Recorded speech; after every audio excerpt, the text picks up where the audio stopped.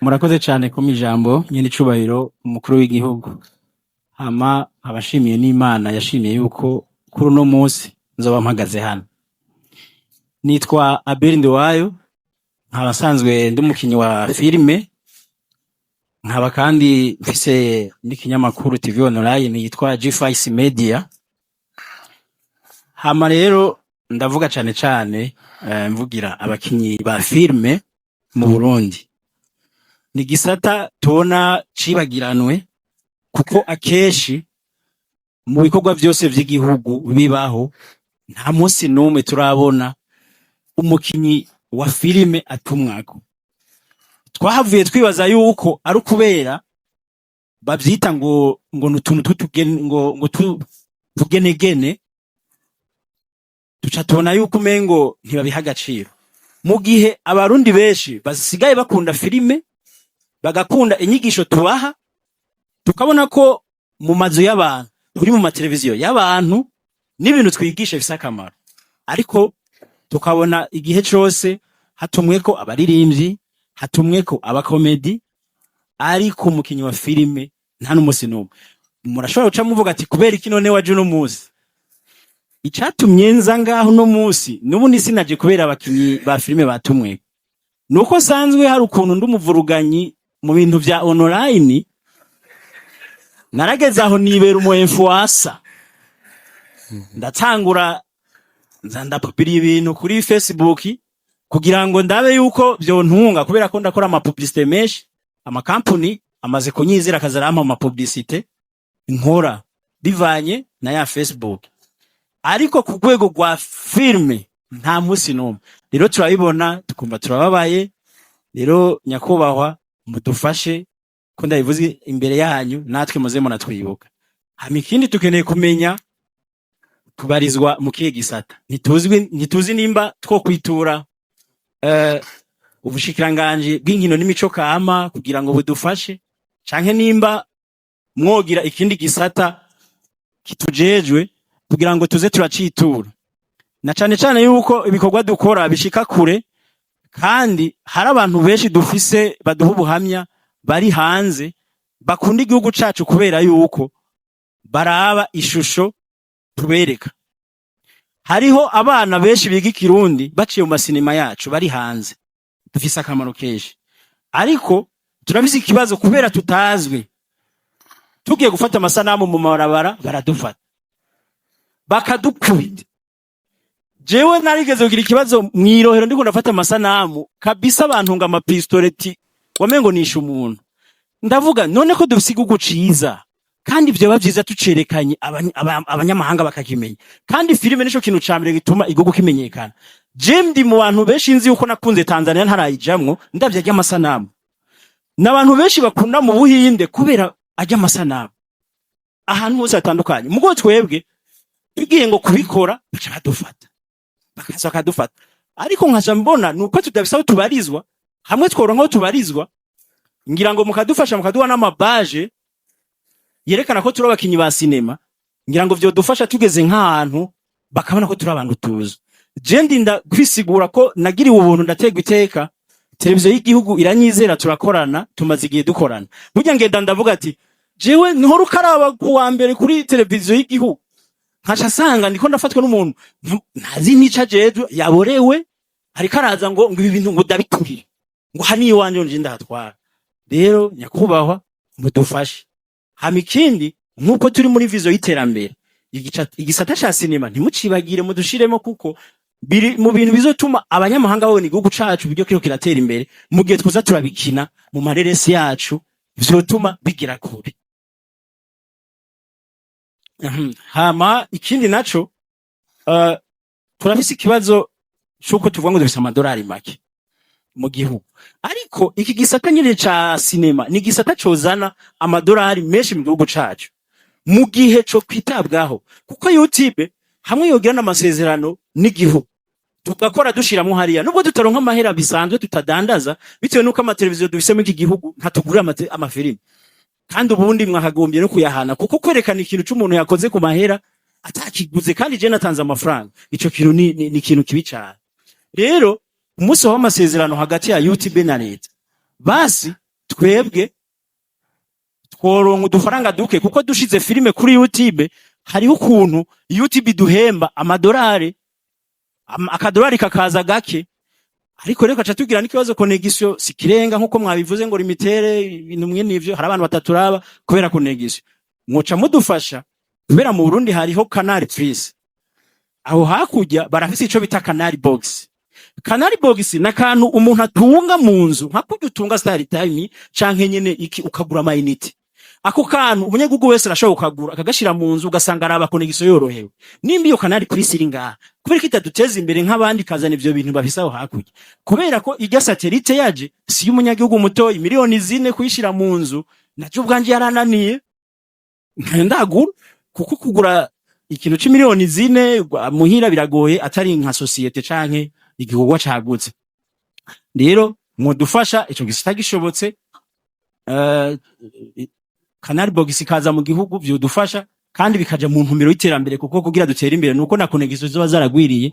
mu gihugu cacu.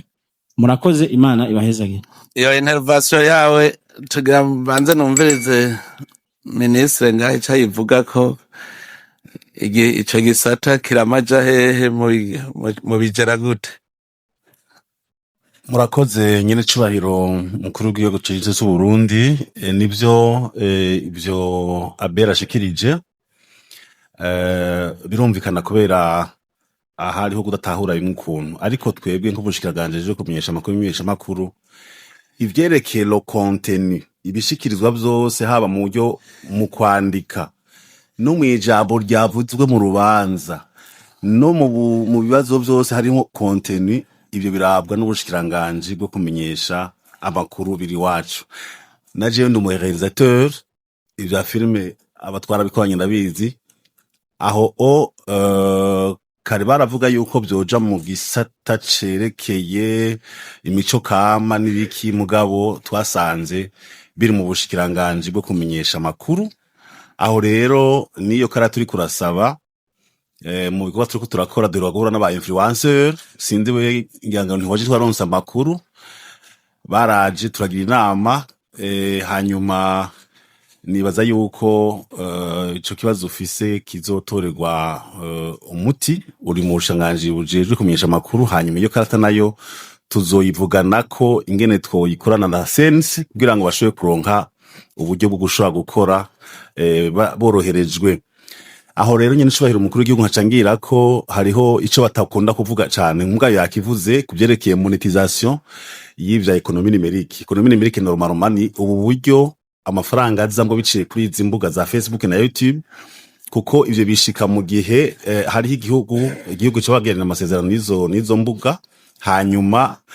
amafaranga arinjira kandi niko riradubwa mu bihugu bimaze gutera imbere cyane gose muri ico gisata barabikoresha twebwe natwe nyine cubahiro uwo mugabwe wo kurondera monetisation y'ivyerekeye Facebook na YouTube twarawufashe umuntu kitumaze kuvugana nabo kanatsinda ku munsi giregezo rya 4 kuri kuno kwezi turafise inama tuzojamwo yarje hazoba harimo les représentants ba YouTube na Facebook hanyuma turategura kuvugana ingene twosubira kunagura gukorana uko byarigeze kuba hanyuma ntivyakurikiranwa birahagarara ariko ubu unye nizeye yuko baba ba influencer abo bose ugwaruka cane bijya gasapu yavuze abantu bose bashobora gukoresha ziya mbuga zikazana uburyo bwinshi n'amakori mu gihugu kubera yuko gushikisa nyine cubahiro imbuga nyinshi zaba amaze gukikana akatari gake nyinshi ziriroje hanze y'u Burundi abakori yo kwinjiye mu gihugu aja muri ivyo bihugu hari ziri muri Amerika ziri muri Sweden ziri muri Norvege ziri mu Rwanda ziri muri Tanzania aho ugugwaruka rwacu rafise ico kibazo ariko gituma twarayivuganye n'aba influencer twaragiye turabona amakategori y'abamenyesha makuru aba influencer mu minsi ya vuba kajya kazodukundira duhure n'abasineaste nabo nyine amakonteni yabo barashira kuri ziya mbuga nabo nyine barinjiza amafaranga kandi igihugu coronka uburyo butari buke ikindi nyinshi bahiro bijye bikorwa byose dukora muri leta nk'aba bantu bakwepa amakori kajya kamashini ka obero bagakwepa aba influencer barafise ububasha busumba n'ibimenya makuru ntajo ndavuze ko ku buryo bashobora guhimiriza abantu bagahindura ingendo bakareba kukwepa kajya kamashini. Je nk'akararo ngiye kugura nka ferabeto muri Asiatique ni kamyoneti, umuntu araguha karibu ukinjira, winjiye ujya wo hanze akabona ko nje ni kamyoneti iriko abapolisi, acabwira uri ndani ngo kubera iki, azi ko nza kumusaba ko ndiha muri burya buryo kugira ngo amakori agende, ariko barabikwepesha muri Asiatique twama twabikurikiranye n'ingorane. Aba influencer nyene cubahiro haba mu magara y'abantu muri bijya byavuze by'imyanda ibicafu hirya no hino, barashobora guhimiriza bagahindura abarundi ku buryo udasanzwe, cyo gituma ntabashize inyuma mu kubakira, turagira inama kandi n'ibitari bike tuzobikorana. Hari ico bavuze cerekeye ijoro ry'igihugu, nivyo hariho programme mu bukiranganji nyene cubahiro muzi yerekeye promotion de l'image de marque du Burundi. Harimo n'amareresi twateguye tuzokoresha, RTN barafise ibikoresho ndashima cyane gose kuko bari subiza mauti ubunye mu yerekeye uburyo naho nyene byavuye ku bukerebusi bwabo, kuko nyene cubahiro hariho amasezerano hagati ya RFI na RTNB abaha uburenganzira bwo kuronka ibikoresho ku mwanya n'amafaranga mbere bakanayabahereza agaca akoresha mu kugura ibikoresho bigezweho. Ivyo byose bikoresha kugira ngo isura y'igihugu ibiri muri programme dufise tuzoka nabo bose aba influencer b'inyamakuru. Hanyuma vyerekeye yavuze vya Canal Plus canke Canal Box naco nyine turagifise kubera yuko twaravuganye nabo, bari bafise gusa ibibazo vyerekeye nk'amakori, bavuga yuko amakori ari menshi muri barihishwa muri Canal Plus. Mugabo tuzovugana n'umushikiranganje w'igihugu ca leta kugira ngo tworohereza bene igihugu bashoboye kuronka amaxe kuri ubwo buryo bubaha amakuru, kuko birungura ubwenge bikugurira imitima y'abantu, abantu bakamenya ibitari bike. Ariko nyine cubahiro ko ngifise ijambo, hari ikibazo kimwe ibinyamakuru vyigenga nta vyigenga biriho byose, ibinyamakuru ko bikora ku murongo umwe. Mwarabibonye nyine cubahiro ngene bakorana neza mu vyerekeye ivy'igihugu, na cyane cyane uruhara bagize mu vyerekeye amatora. Narabashimiye cyane gose ko nariko ndabikurikirana. Hariho amafaranga y'amarodevance bariha muri ARCT, ayo mafaranga bigizija ko bayatanga mu madovize, mugabo abo binyamakuru bifise amafaranga y'amarundi ku makonti. Rero baca bagenda gutora amafaranga muri konti y'icubahiro bakaja kuyavunjisha kuri marché parallèle, kubera les banques ntizikibaha ayo madovize yo kuri muri ARCT, igaca iba ingorane. Kindi naco nyene cubahiro nohereza ko yerekene bese ko yuko ari inyegereye cyane, irishuzwa amafaranga muri ARCT y'amafrequence, mugabo dukoreye igihugu kimwe. Nkuba bavuga ko bishuza nka miliyoni 400, mugabo twaravuga n'umushikiranganje w'igaca leta avuga yuko bateza kuyatanga, mugabo amafaranga ava muri RTNB kaja kuri ARCT kubera amafrequence ariko afasha bene igihugu. Ni ibintu ko vugada, ariko mugabo dukwiye kubasanya n'icubahiro mukadufasha kugira ngo ivyo bintu ntibibandanye. Hanyuma mu kurangiza nyine cubahiro, RTNB radio televiziyo hariho ahantu idashika, hari ibintu vyerekeye amazone d'ombre turiko turakuraho, mugabo nyine cubahiro igihe cyose bigiye muri budget mu bushikiranganje barakunda kubireka. Or nyine cubahiro hariho ibice bimwe burya iyo abene igihugu badushize imbere turiko turatunganiriza ivy'igihugu, akaba yumva amakuru y'ahanda yiwiwe amugenewe ntayumve, asa n'umwana nyine cubahiro uzosanga umufise mu nzu hageze gufungura ugasanga afunguye ibyo utasumye canke ibyo utatetse. Ico gihe baba bakwiye baramugutwara. Twosaba rero nyine cubahiro ko muzodufasha muri ico kintu kugira ngo ayo mazone d'ombre amafaranga yotekanywa twarayishizemo ngo bakabikuramwo amafaranga bikuye ngo abarundi bose territoire y'igihugu cose ibe couverte par les zones de la RTNB, koko nakabazo nako nyine kari kambakiye. Murakoze iricubahiro. Urabizi ingene budget tuyikora, duhera ku migambi. Ubu twaravuze ruti dukorere ku migambi, tuza turava ruti intambwe ya mbere ya kabiri ya gatatu. Mu bushikiranganje rero urafise mission yuko utegeza guha amakuru abene gihugu, uvuze uti muri PTBA niki ico urumva n'umugambi dutora. Ubu tubaza gutora umugambi, tuhejeje kuwutora amahera tuca tuja kuyarondera. Ikiyo tuyabuze niho tuca ruva tuti umugambi tuwureke canke uyu canke umuga twawubonye twese. budget programme iriko irorosha ibintu bimwe bimwe kuko nk'ubu muri revision budgetaire twarabwiye intara zizane imigambi 10 yihuta intara yose tuba tugire wa mwimenyerezo ingene intara zigiye gutangura kuronka budget yabo. Twabuze bazana imigambi 5 ubushikiranganje nabwo oya bazana imigambi 10 mu ntara ubushikiranganje nabwo buzana imigambi 5 bacufata ucubo wa mbere kugira ngo bice bigenda neza. Hanyuma ibi cyo niyumvira igituma RTNB bavuga batirihe mu minsi yahera erega bintu ntivyari bitunganije neza. Amahera RTNB yinjije wamenga sa y'igihugu cinjije wamenga ni yindi entité iri hirya amaparaetatike yose ajya ama administration personnalisée wamenga ntarimwo atanga amakori mu bandi. Ndibuka nigeze kubaza ADG wa OTB umunsi umwe nimbe mwebwe nk'ubu twovuga ko Burundi OTB ibumari yiki mwinjiza amahera ngahe ngo turatanga amakori nti none leta suma actionnaire naga yaronka dividend ngo no gutanga amakori. Urumva yuko hariho concept twahorana muga nk'ubu ikihinduka ivyuko barihisha ibinyamakuru privé mu madolari none babazi ko byashoye hanze bikazana amadolari mugabo nk'ubu wosanga mu mutwe wabitawe kubigira yiyumvira yuko ibinyamakuru bikura amahera mu madolari ahantu ivyo binyamakuru privé rega je nababwiye iyo tuva kandi tuza turahategera tumenye tuti duhinduke gusa. Hariho abantu basuiva mutonema muri budget kera wasanga ari copier coller ntiyavuga ngo iki carakozwe yari ni copier coller navyise yuko aje umunsi namenya ngo suivre mutonema icarice ngo intama ziri ku murongo zigiye zirikoze uzishoreye hakaba igiti kiri mwibarabara iya mbere igasimba iya kabiri igasimba ca giti ugacuzura gikwega buke buke naho kizoca havuye iyindi iguma isimba kubera yabonye ko iyimbere yasivye niyo suivre mutonema. Hariho abantu rero batiha pene je ndibuka kugira dusubire kurovoya ya budget y'igihugu byadutwaye ubwanya urazi gusanga Ntare House yubatswe itwayinje muri 2018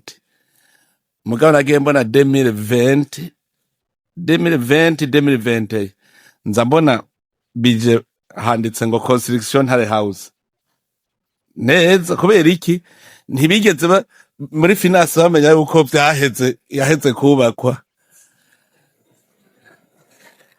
Ijya pare y'ikiriri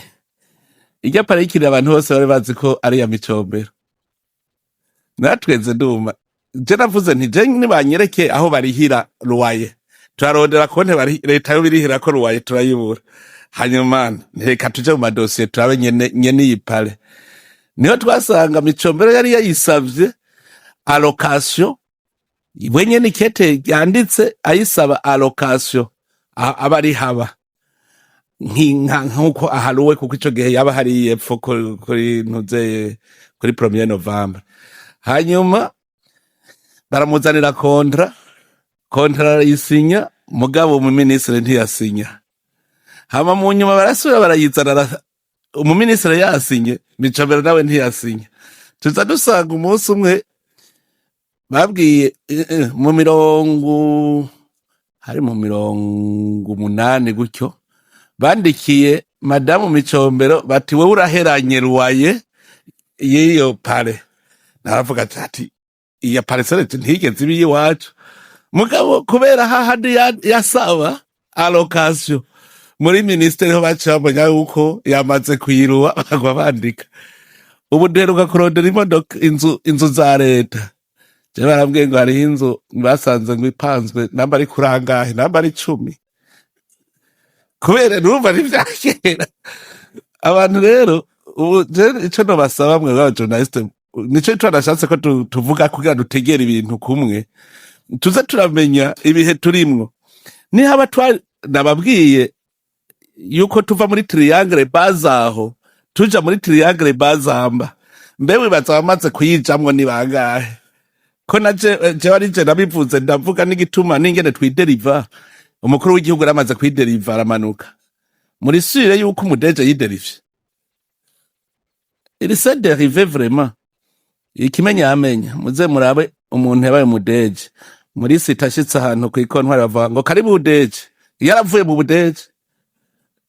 none kubera iki byaramunaniye kwakira ko atari deje n'abandi kandi bavyumva uko rero mubonye utududefo tw'abautorita nico gituma mubona mfata umwanya munini wo kwigisha indongozi ubu ndiko nigisha abasitanteri ndabahejeje ubu ngo basubire mu ntara rero nigishe abarya bajejwe ibisata bitandukanye kugira yumve so kiri doit faire hanyuma ico gihe niyo bankujejwe igisata ca communication acamenya ati jewe abo dukorana ni bande acaja mu bajournaliste bacaza baramubwira tugipange gute igisata kubera muba muri kumwe nabo bantu urumva ko kizokwemera no kwideriva akaja kwicarana n'umujournaliste nta mukuru muraja kubaza agaca bakwepa ahubwo no basaba yuko ubu jewe communication secrétaire général de l'état ni hari abajournaliste umuntu bazoja kubaza ingene ariko apanga ko karera arongowe ntavuge ntatubimubaze natwe tubimubaze igituma atavuga ingene akarere kifashe kuko tutabigize uko ntibazohinduka baranka kuvuga amakuru kabisa neza ngo uje kumparosoma wewe ngo nkande hariho abantu bahora bandikira message abakadre de l'état les ministres canke aba gouverneur bakanka kubishura hanyuma gaca nyandikira jewe anyandikiye hari nkabona message ncaramubwira nti ndongekira message warungikiye uwo muntu niyo ari nka ministre yindongekira ico nikorera agaca yindongekira kugira aze kubona ko ari transfert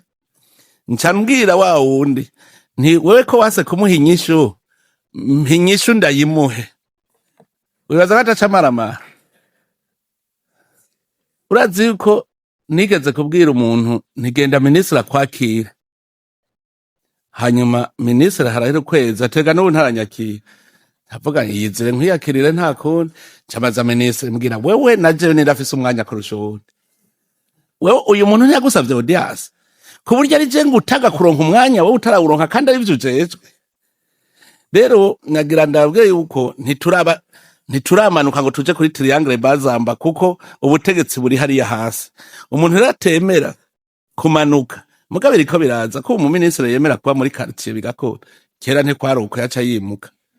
ebo kameme abaministre baragwa muri quartier wabo bakabaho bahora ba hega ni kujya nyene bamanuka kuko umunsi azoba afise ico yagiriza aca hava yaca hahunga ngo je mwebwe ntitukizinanye rero ndabasabe ndabivuze emwe muze kukomunika ministre de l'intérieur abwire ba gouverneur ba musitanteri gushika kuri chef de quartier nko musanza ahantu hava muti ibi bibazo turiko turavuga twese ukavuga uti ngaha muri quartier yiwawe ko tubona umenga neho hari imboregwa nyinshi nibiki akavuga ibyo yabonye hanyuma gutyo aca atavuga ati je quartier hanje basange ari imboregwa ngira nkora akaboregwe ngaha kuko burya naho tuvuge je ndabwiye inzoga ntituzovuga ngo nimuzihebe mugabo tutegeza kugwanya akaboregwe tukagwanye hajya avuga bati ja mu kabare utevye je naratanguje rijya shira hamwe vaso je ndazi ko harimwo n'ivyo kubuza abantu kuja mu kabare kuko twaheza gukora saa 12 duhejeje gukora ntushobora kuja mu kabare uri ku burimiro wacu utaha muhira none utashe muhira nawe wotuma mustere uranywa zinga akabarego kaba gahetse ifuko rero nk'ubu chef de quartier ashavuga ati no je ngaha sinemera ko mu bimborekwa kandi bigakunda sinemera umwanda kandi bigakunda byose biva kuki kubera abamenyesha makuru batawe kubivuga bajya bava ku kazi bagaca biruka ku ikontware nk'umu journaliste yeyumva agaca abakamera neza bakaza babona biriko birazunguruka ati yavuye ku kazi saa 9 abantu bicaye imbere y'ibiro mugabo yaragiye ku ikontware hajya naho mvuga ibintu yamaze gufatwa ntuzeye psychology pratique ni muvura natwebwe twese mugane je gusa mvuga none je ko nakice numvumenga narakize je nta kibazo office urazora abandi nk'umu president bavuze bati manda atangwa kwiyumvira ngo ubwo bazonyongera hacewe sindakubwira tuzoja mu matora umugambwe ushatse urazana uwundi mukandida je nti jewe mwarantoye nje imbere mubonye atavyo ico mwari munkeneye ko caraheze cyo parenza kuba umwenegihugu mu bantu mugabo ugiye warakoze ikibi uri umutegetsi uratinya gukurwa kuko wohava usubira muri ba bandi bakorera ikibi rero dutransforme indongozi zumve ko ari umwenegihugu mu bandi adakwiye kubakorera ikibi